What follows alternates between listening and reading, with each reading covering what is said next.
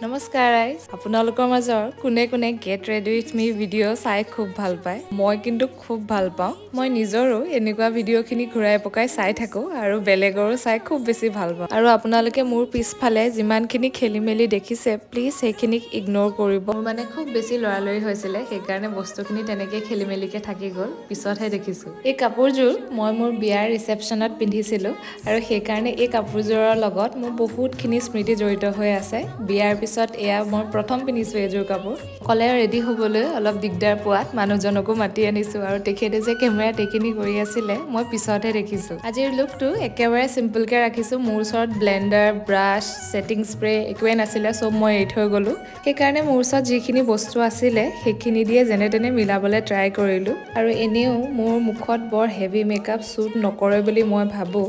আপোনালোকৰ লুকটো কেনেকুৱা লাগিলে জনাবলৈ নাপাহৰিব বাই বাই